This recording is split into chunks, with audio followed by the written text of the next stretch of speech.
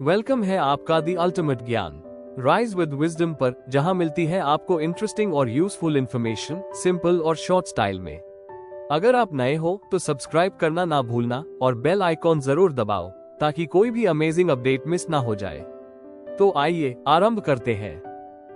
प्यारे बच्चों, आज हम एक ऐसा अध्याय पढ़ने जा रहे हैं जो हमारे गांवों की लोकतांत्रिक यानी डेमोक्रेटिक व्यवस्था को दर्शाता है। यह अध्याय है पंचायती राज।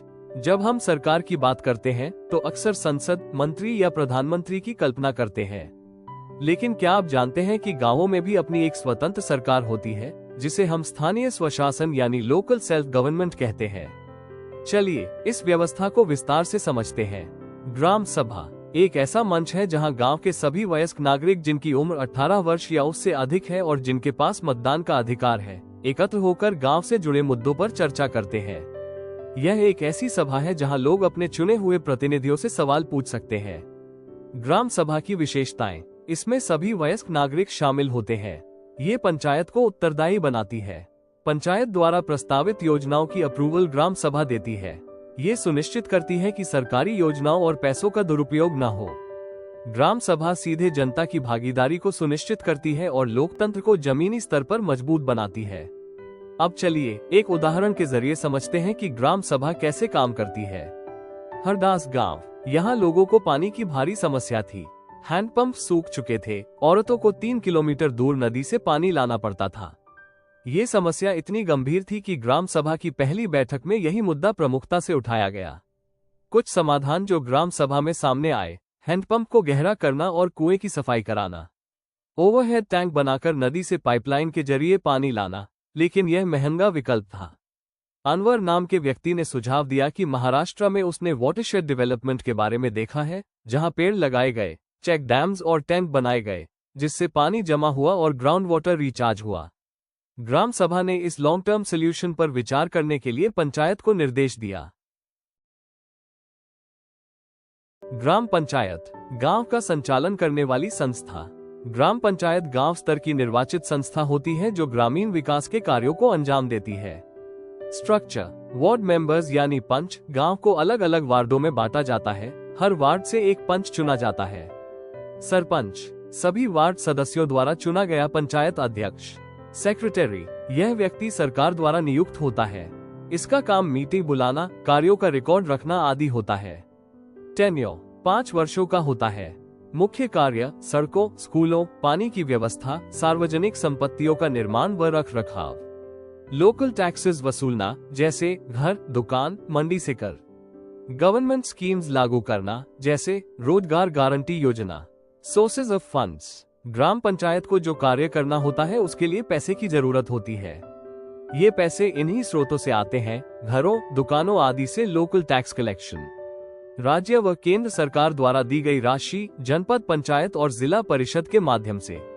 स्थानीय दान यानी डोनेशंस और जनभागीदारी। ग्राम सभा एक कॉन्स्टिट्यूशनल बॉडी है जिसमें गांव के सभी 18 वर्ष या उससे अधिक उम्र के लोग शामिल होते हैं, यानी हर वयस्क नागरिक इसका सदस्य होता है। ग्राम सभा साल में कुछ बार मिलती है और गांव में क्या काम हो रहा है उस पर चर्चा करती है। दूसरी ओर ग्राम पंचायत एक इलेक्टेड बॉडी है, यानी गांव के लोग वोट देकर अपने प्रतिनिधि चुनते हैं, जैसे प्रधान, सरपंच और पंच। ये पंचायत गांव में विकास कार्यों को लागू करती है, जैसे सड़क बनाना, पानी की सुविधा देना, सफाई रखना आदि। ग्राम सभा और ग्राम पंचायत दोनों मिलकर गांव का विकास करती है। ग्राम सभा सोचती है और ग्राम पंचायत उस सोच को जमीन पर उतारती है। यही हमारे लोकतंत्र की असली ताकत है। बीपी सूची विवाद एक लोकतांत्रिक उदाहरण। बीपीएल यानी बिलो पॉवर्टी लाइन सूची में अमीर लोगों के नाम थे, जैसे नटवर और बिरजू, जबकि एक गरीब मजदूर ओम प्रकाश का नाम नहीं था। गांव की महिला सरोज ने यह मुद्दा उठाया।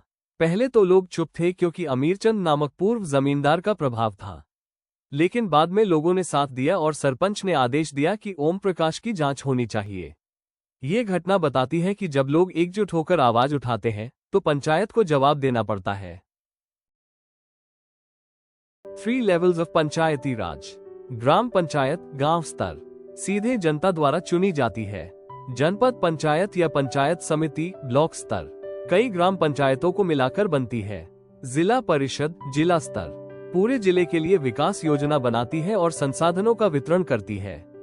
ये ढांचा ये सुनिश्चित करता है कि गांव से जिला तक जनता की भागीदारी बनी रहे। निमोने गांव की घटना। भेदभाव का एक दुखद उदाहरण। निमोन गांव में पानी की भारी कमी थी। भगवान महादेव लड़ नामक व्यक्ति चाहता था कि वाटर टैंकर से लाया गया पानी सभी लोगों को बराबर मिले, लेकिन अपर कास्ट के कुछ लोगों ने इसका विरोध किया और उसे बुरी तरह पीटा।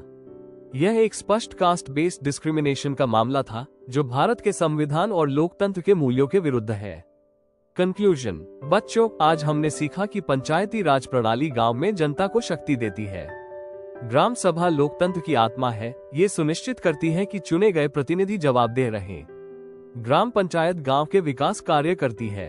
यदि किसी योजना में गड़बड़ी हो रही हो तो ग्राम सभा में आवाज उठाकर उसे रोका जा सकता है। सच्चा लोकतंत्र वही होता है जहां जनता जागरूक होकर सवाल पूछे। धन्यवाद बच्चों। अब आपसे कुछ सवाल। क्या आपने कभी अपने गांव में ग्राम सभा की बैठक देखी है? अगर आपके गांव में पानी की समस्या हो तो आप क्या सुझाव देंगे? कमेंट्स में अपना जवाब लिखें। अगर वीडियो पसंद आया हो तो एक लाइक जरूर कर देना और कमेंट में बताओ आपका क्या थॉट है। चैनल को सब्सक्राइब करो और शेयर करो अपने दोस्तों के साथ। नॉलेज बढ़ाओ फन के साथ। मिलते हैं नेक्स्ट वीडियो में। तब तक के लिए stay curious and keep learning and follow the Ultimate Gyan. Rise with wisdom.